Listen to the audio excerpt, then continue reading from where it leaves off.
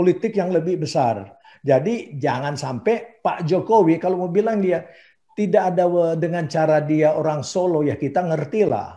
Pak Robert, dulu saya berpikir seperti Pak Robert waktu zaman dulu ya. Kalau dia bisa mengamankan 49 preman yang di Tanjung Priuk, hal yang sama bisa dilakukan kepada intolerans. Ada orang DPR ngomong gini, andaikan ibu pakai jilbab, ibu pasti udah kepilih. Mereka yang menyalahgunakan hukum harus ditindak. Jadi tidak pakai nama agama dan segala. Dan kedua, cerdik bagai ular, tapi tulus bagai merpati gitu.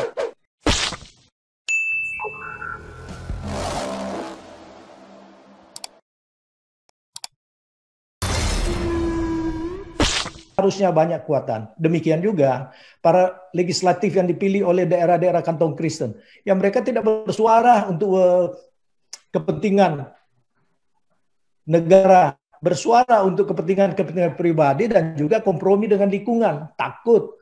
Kalau soal takut itu ya karena mereka merasa mungkin tidak ada yang melindungi. Tetapi kan ini masalah prinsip. Dan menyinggung soal Jokowi. Saya supporter Jokowi dari awal, Bu, karena sebenarnya dia bukan digandeng sebagai ya politisi-politisi yang sudah banyak mengambil uang-uang rakyat, dan dia munculnya ya kebetulan ya itu namanya momentum, Bu ya. Semua bisa menjadi kenyataan dalam suatu momentum. Sama dengan Soeharto dulu, momentum yang digerakkan oleh ya di belakangnya ada CIA. Jadi semuanya ini kita harus melihat kepada skop politik yang lebih besar. Jadi jangan sampai Pak Jokowi kalau mau bilang dia tidak ada dengan cara dia orang Solo, ya kita ngerti lah. Lebih slow daripada orang Batak, lebih mungkin menahan diri daripada orang-orang dari Indonesia Timur, Ambon, Manado yang spontanitas. Beda karakter dan beda attitude. Namun ketegasan itu harus ada.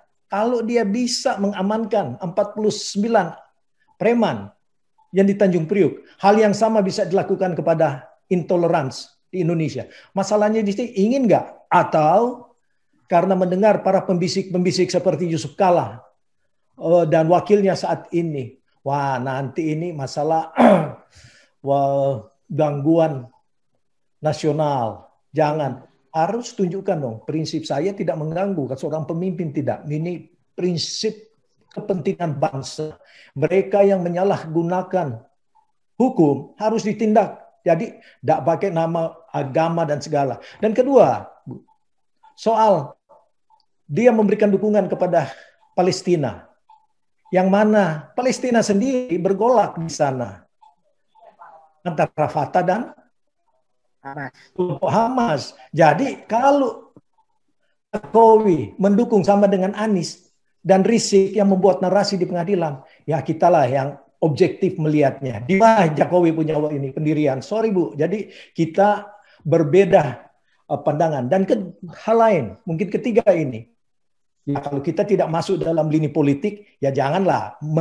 Lebih baik kita bicara saja mengenai ya penginjilan lah di sini. Jangan dibuka ruang untuk membicarakan yang lain. Jadi itu mungkin perbedaan yang harus dipilah.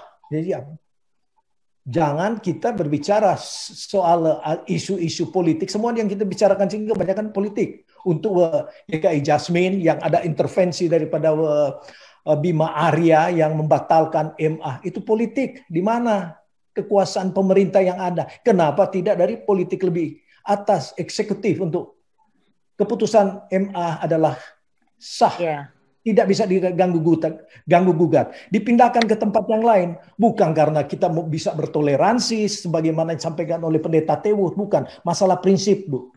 Prinsip itu harus kita pertahankan sebagai orang-orang percaya. Jadi ini kita harus pilah, jangan sampai. Nah kalau ini tidak bisa dimasukkan sebagai ini, ya banyak yang tidak ingin terlibat. Saya tidak ingin menyuarakan hal-hal ya. Kalau kita berbicara soal keyakinan ya, memang semuanya itu kita tertuju kepada bekerja dan berdoa.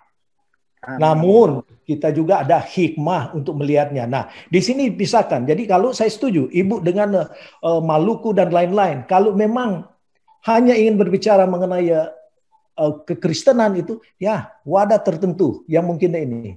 Tapi kita ingin untuk tuntutan-tuntutan nasional keadilan ya saya masuk di wadah itu. Ya inilah pilihan kita, Bu. Terima kasih. Iya, iya.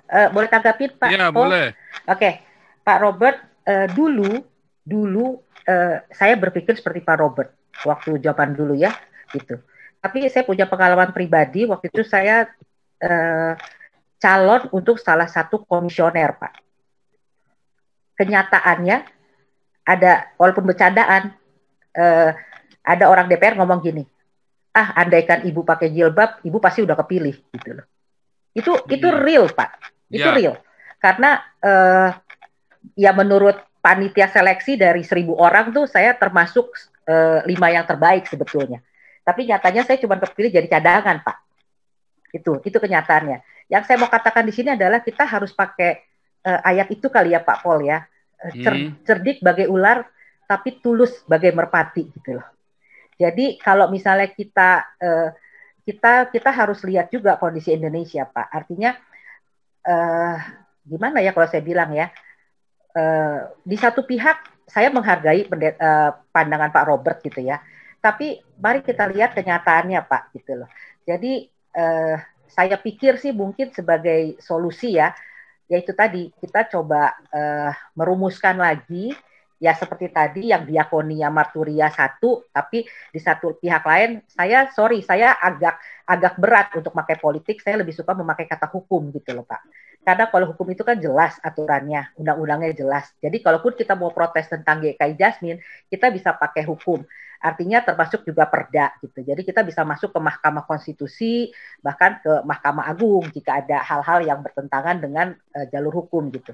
Walaupun di satu pihak perjalanan nggak mudah ya Pak ya, tapi mungkin jalur ini yang kita belum pernah coba selama ini gitu. Belum ada satu wadah hukum yang benar-benar berani berjuang gitu loh, sampai ke let's say lah ke Mahkamah Konstitusi, karena SKB 3 Menteri itu sangat berbahaya sebetulnya, tapi sampai sekarang belum ada satu lembaga pun yang berani untuk mengupas itu secara hukum gitu ya. Artinya kita bertanding di Mahkamah Konstitusi atau ya di Mahkamah Konstitusi lah kita bertanding bahwa itu peraturan itu menyalahi Undang-Undang Dasar 45 dan aturan di Indonesia adalah undang-undang bahkan peraturan daerah yang menyalahi peraturan di atasnya itu harusnya dihapuskan gitu loh. Itu mungkin kita belum pernah pakai lewat jalur itu gitu. Makanya di sini saya menggerakkan teman-teman yang mungkin juga pengacara ya. Saya yakin banyaklah pengacara yang masih punya hati dan gerah gitu loh melihat kondisi kita selama ini diinjak-injak, tapi kita cuma teriak-teriak aja di luar, tapi kita nggak pakai cara yang udah disiapkan oleh pemerintah gitu loh. Pemerintah udah pakai cara, udah menyediakan hukum, Mahkamah Konstitusi, kenapa kita nggak pakai itu gitu? Kenapa kita nggak menseriuskan itu gitu? Karena terus terang kalau kita lewat jalur politik mungkin bisa Pak, tapi untuk saat ini jauh lebih hikmat dan bijaksana kalau kita memakai jalur hukum. Itu sih. Itu saja Pak. Terima kasih. Terima kasih. Anda telah menyimak materi video ini sampai selesai. Kami berharap Anda bisa memberi masukan kepada yang lainnya melalui kolom komentar dari sudut pandang Anda yang berbeda. Komentar Anda akan memberikan edukasi atau bahan pertimbangan bagi generasi dalam memahami narasi atau sumber berita yang belum tentu sesuai dengan fakta. Tapi sebaiknya bagi Anda yang belum subscribe, silahkan subscribe terlebih dahulu supaya komentar Anda tidak terbaca spam. Dan bagikan link video ini ke media sosial lainnya supaya teman Anda bisa berbagi pengalaman bersama kita. Terima kasih. Dan enjoy saja bersama Sodron Channel.